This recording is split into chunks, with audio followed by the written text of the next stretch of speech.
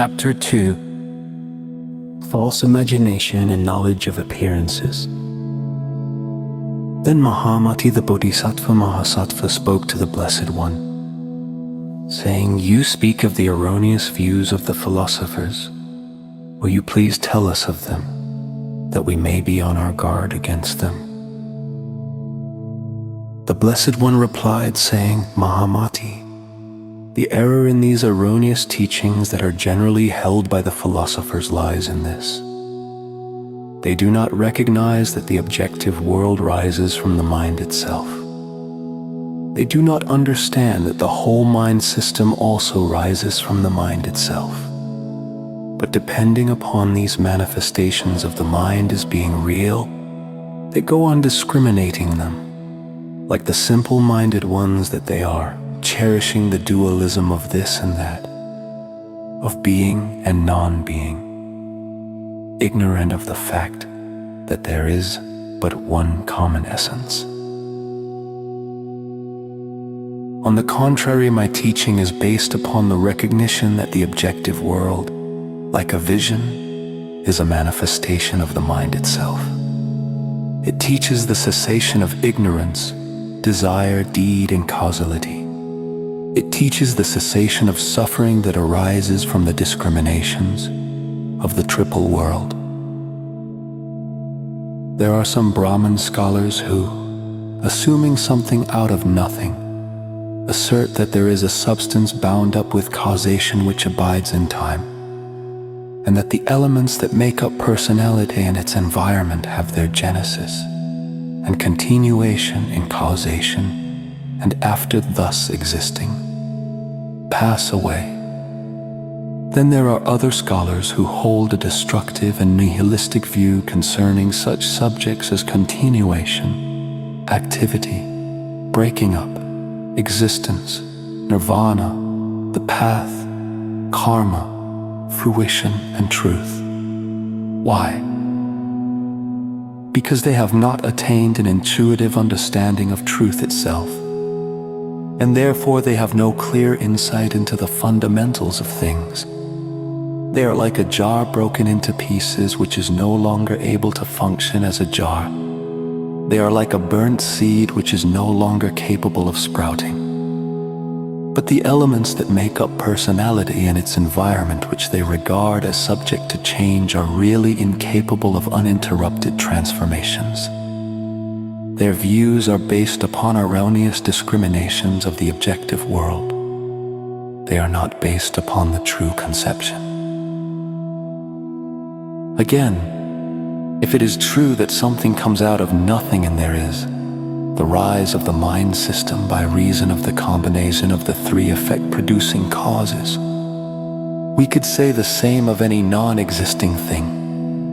For instance, that a tortoise could grow hair, or sand produce oil. This proposition is of no avail. It ends in affirming nothing. It follows that the deed, work, and cause of which they speak is of no use, and so also is their reference to being and non-being. If they argue that there is a combination of the three effect-producing causes, they must do it on the principle of cause and effect.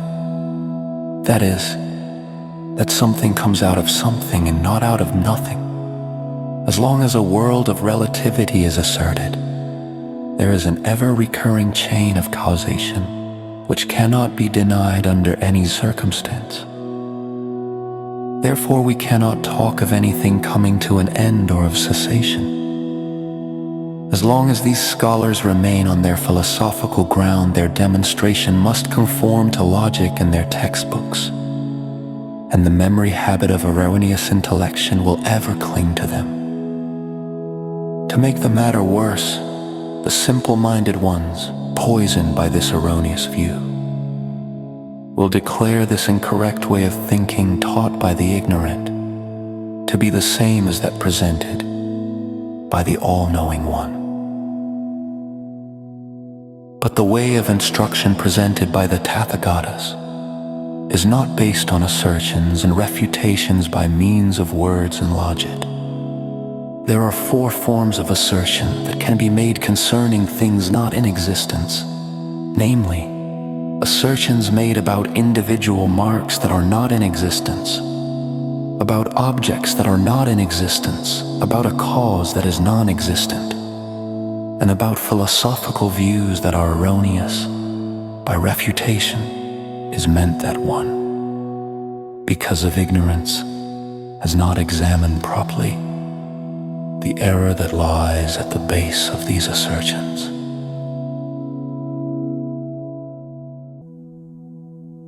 The assertion about individual marks that really have no existence concerns the distinctive marks as perceived by the eye, ear, nose, etc., as indicating individuality and generality in the elements that make up personality and its external world. And then, taking these marks for reality and getting attached to them, to get into the habit of affirming that things are just so and not otherwise. The assertion about objects that are non-existent is an assertion that rises from attachment to these associated marks of individuality and generality. Objects in themselves are neither in existence nor in non-existence, and are quite devoid of the alternative of being and non-being, and should only be thought of as one thinks of the horns of a hare, a horse, or a camel, which never existed.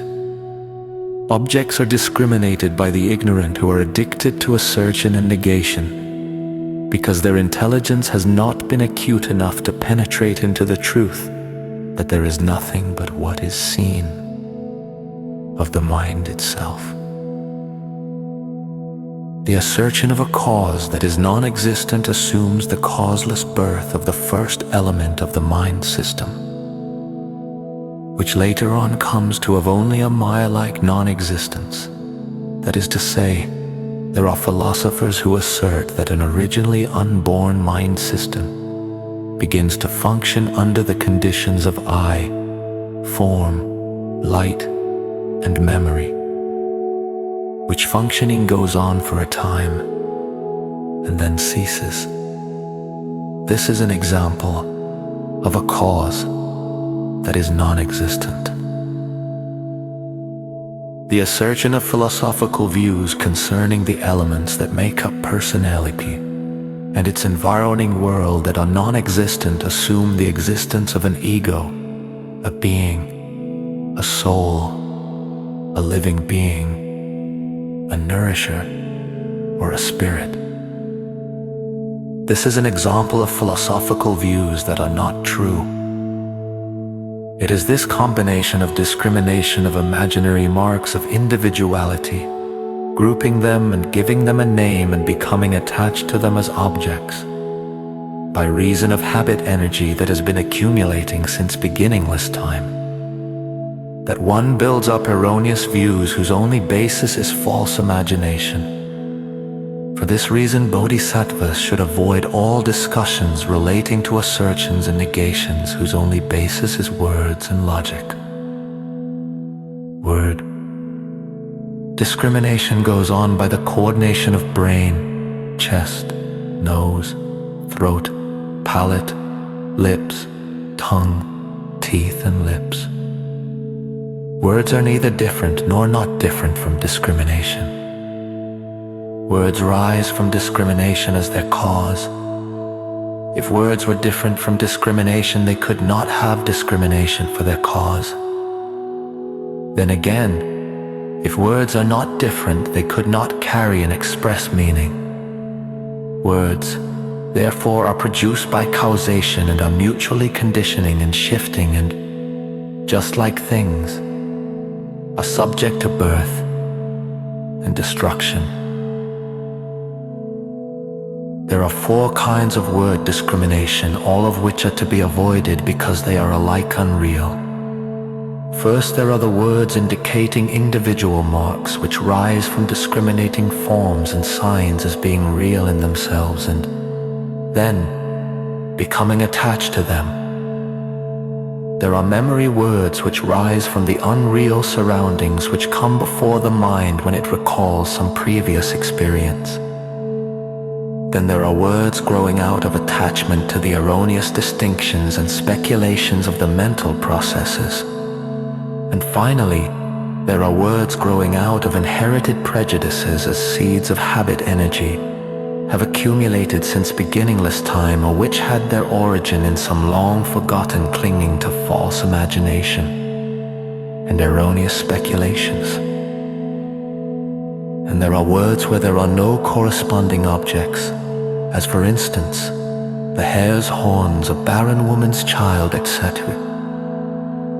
There are no such things, but we have the words. Just the same, words are an artificial creation.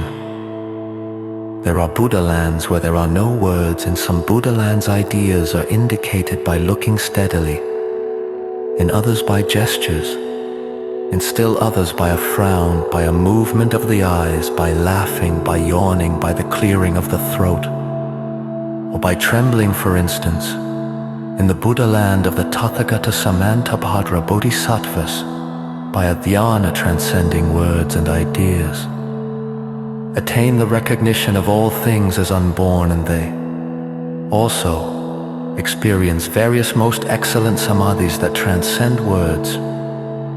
Even in this world, such specialized beings as ants and bees carry on their activities very well without recourse to words.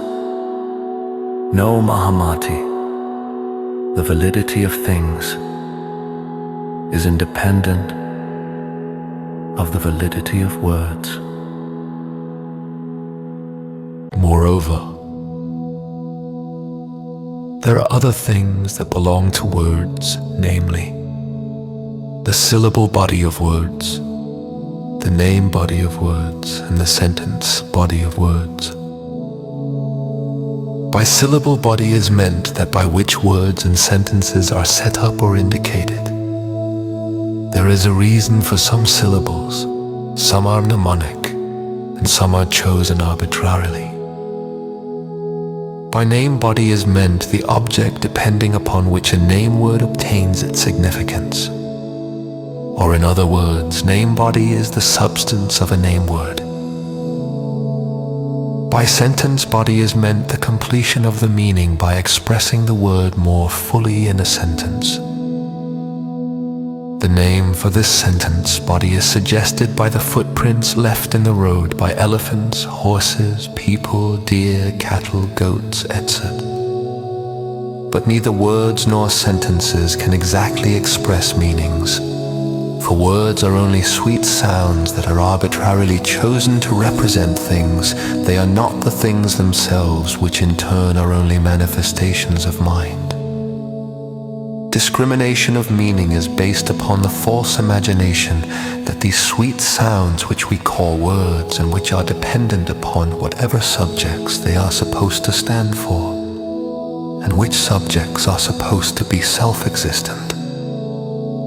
All of which is based on error. Disciples should be on their guard against the seductions of words and sentences and their elusive meanings.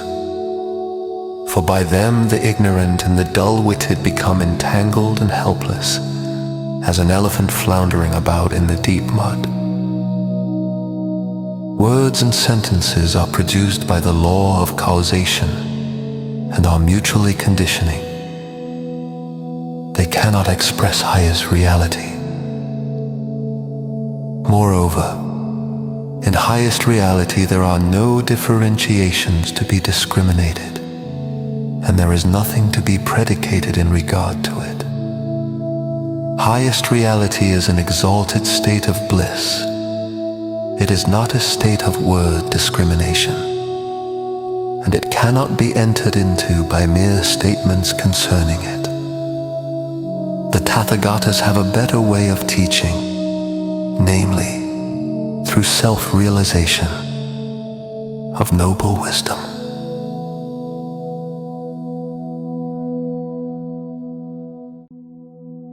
Mahamati asked the Blessed One, "Pray tell us about the causation of all things.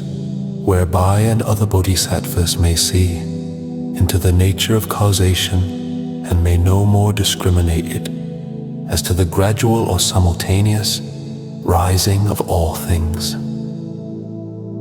The Blessed One replied, "There are two factors of causation by reason of which all things come into seeming existence. External and internal factors. The external factors are a lump of clay, a stick, a wheel, a thread, water, a worker and his labor, the combination of all of which produces a jar, as with a jar which is made from a lump of clay, or a piece of cloth made from thread, or matting made from fragrant grass, or a sprout growing out of a seed, or fresh butter made from sour milk by a man churning it. So it is with all things which appear one after another in continuous succession. As regards the inner factors of causation, they are of such kinds as ignorance, desire, purpose, all of which enter into the idea of causation. Born of these two factors, there is the manifestation of personality and the individual things that make up its environment. But they are not individual and distinctive things. They are only so discriminated by the ignorant. Causation may be divided into 6 elements: indifference cause, dependence cause, possibility cause, agency cause, objectivity cause, manifesting cause. Indifference cause means that if there is no discrimination present, there is no power of combination present, and so no combination takes place. Or if present there is dissolution. Dependence cause means that the elements must be present. Possibility cause means that when a cause is to become effective, there must be a suitable meeting of conditions. Both internal and external agency cause means that there must be a principle vested with supreme authority like a sovereign king present and asserting itself. Objectivity cause means that to be a part of the objective world, the mind system must be in existence and must be keeping up its continuous activity. Manifesting cause means that as the discriminating faculty of the mind system becomes busy, individual marks will be revealed as forms are revealed by the light of a lamp. All causes are thus seen to be the outcome of discrimination carried on by the ignorant and simple-minded, and there is therefore no such thing as gradual or simultaneous rising of existence. If such a thing as the gradual rising of existence is asserted, it can be disproved by showing that there is no basic substance to hold the individual signs together, which makes a gradual rising impossible. If simultaneous rising of existence is asserted, there would be no distinction between cause and effect, and there will be nothing to characterize a cause as such. While a child is not yet born, the term father has no significance. Logicians argue that there is that which is born and that which gives birth by the mutual functioning of such causal factors as cause, substance, continuity, acceleration, etc., and so they conclude that there is a gradual rising of existence. But this gradual rising does not obtain except by reason of attachment to the notion of self-nature. When ideas of body, property, and abode are seen, discriminated and cherished in what after all is nothing but what is conceived by the mind itself, an external world is perceived under the aspects of individuality and generality, which, however, are not realities, and therefore neither a gradual nor a simultaneous rising of things is possible. It is only when the mind system comes into activity and discriminates the manifestations of mind that existence can be said to come into view. For these reasons, Mahamati, you must get rid of notions of gradation and simultaneity in the combination of causal activities.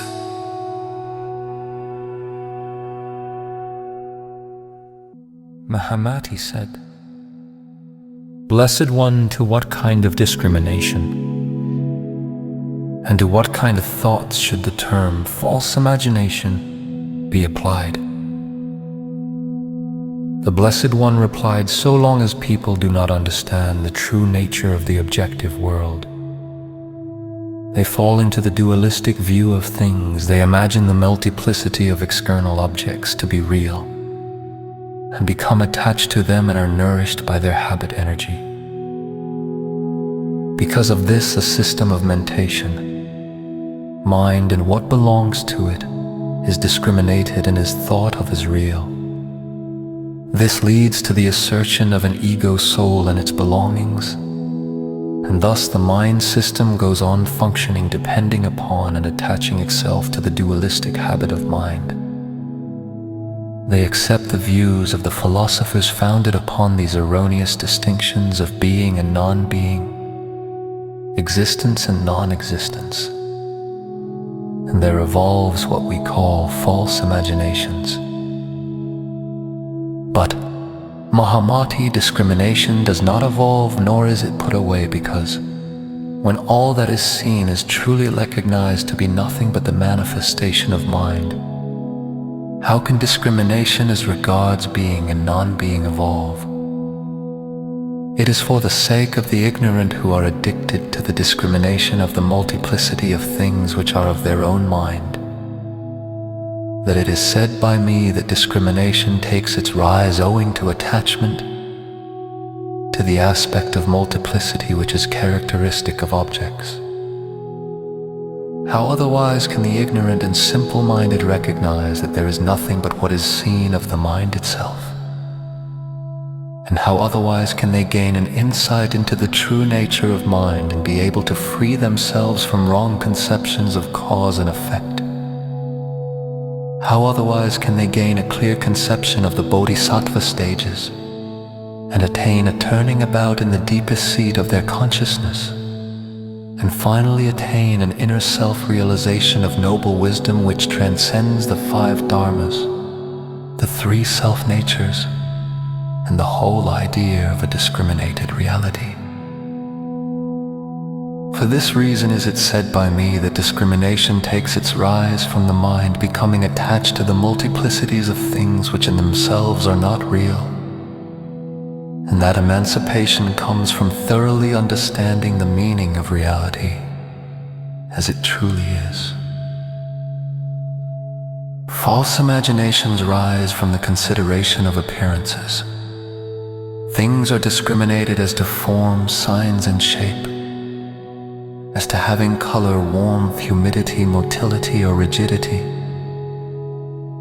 False imagination consists in becoming attached to these appearances and their names. By attachment to objects is meant the getting attached to inner and outer things as if they were real. By attachment to names is meant the recognition in these inner and outer things of the characteristic marks of individuation and generality, and to regard them as definitely belonging to the names of the objects.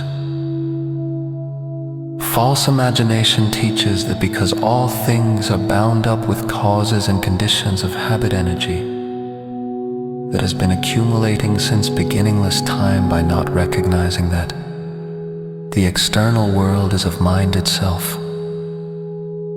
all things are comprehensible under the aspects of individuality and generality. By reason of clinging to these false imaginations, there is multitudinousness of appearanceness, which are imagined to be real, but which are only imaginary to illustrate. When a magician, depending on grass, wood, shrubs, and creepers, exercises his art, many shapes and beings take form that are only magically created. Sometimes they even make figures that have bodies and that move and act like human beings. They are variously and fancifully discriminated, but there is no reality in them. Everyone but children and the simple-minded know that they are not real. Likewise, based upon the notion of relativity, false imagination perceives a variety of appearances, which the discriminating mind proceeds to objectify and name and become attached to, and memory and habit energy perpetuate. Here is all that is necessary to constitute the self-nature of false imagination. The various features of false imagination can be distinguished as follows. As regards words meaning individual marks, property, self-nature, cause, philosophical views, reasoning, birth, no birth, dependence, bondage, and emancipation. Discrimination of words is the becoming attached to various sounds carrying familiar meaning. Discrimination of meaning comes when one imagines that words rise depending upon whatever subjects they express, and which subjects are regarded as self-existent. Discrimination of individual marks is to imagine that whatever is denoted in words concerning the multiplicities of individual marks, which in themselves are like a mirage, is true, and clinging tenaciously to them, to discriminate all things according to such categories as warmth, fluidity, motility, and solidity. Discrimination of property is to desire a state of wealth, such as gold, silver, and various precious stories. Discrimination of self-nature is to make discriminations according to the views of the philosophers in reference to the self-nature of all things which they imagine and stoutly maintain to be true, saying, "This is just what it is, and it cannot be otherwise." Discrimination of cause is to distinguish the notion of causation in reference to being and non-being, and to imagine that there are such things as cause signs. Discrimination of philosophical views means considering different views relating to the notions of being and non-being, oneness and otherness, bothness and not bothness, existence and non-existence, all of which are erroneous and becoming attached to particular views. Discrimination of reasoning means the teaching whose reasoning is based on the grasping of the notion of an ego substance and what belongs to it. Discrimination of birth means getting attached to the notion that things come into existence and pass out of existence according to causation.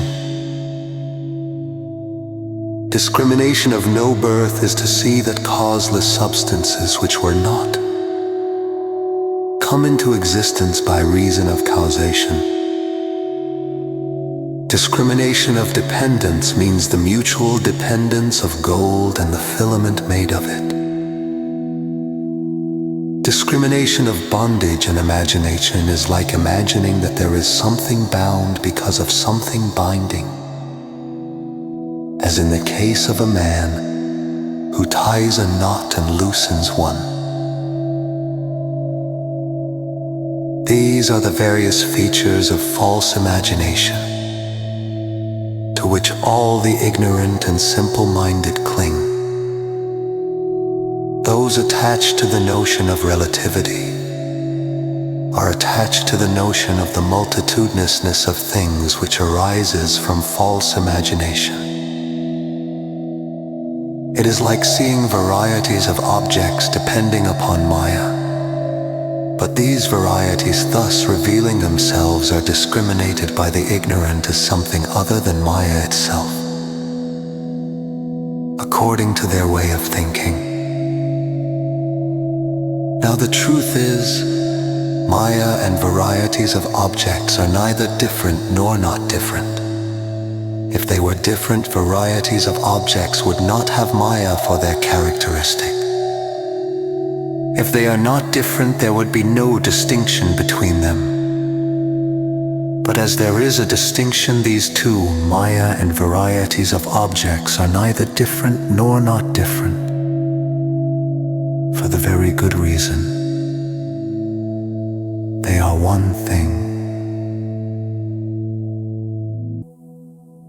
Mahamati said to the Blessed One, "Is error an entity or not?" The Blessed One replied, "Error has no character in it making for attachment. If error had such a character, no liberation would be possible from its attachment to existence. And the chain of origination would only be understood in the sense of creation as upheld by the philosophers. Error is like Maya also, and as Maya is incapable from producing other Maya, so error in itself cannot produce error. It is discrimination and attachment that produce evil thoughts and faults moreover. Maya has no power of discrimination in itself. It only rises when invoked by the charm of the magician. Error has in itself no habit energy. Habit energy only rises from discrimination and attachment. Error in itself has no faults. Faults are due to the confused discriminations fondly cherished by the ignorant concerning the ego soul and its mind.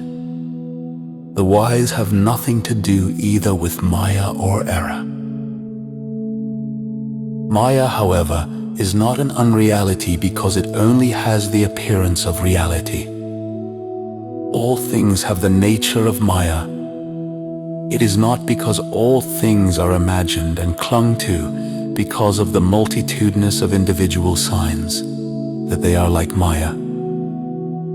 It is because they are a light unreal and as quickly appearing and disappearing. Being attached to erroneous thoughts, they confuse and contradict themselves and others, as they do not clearly grasp the fact that the world is no more than mind itself.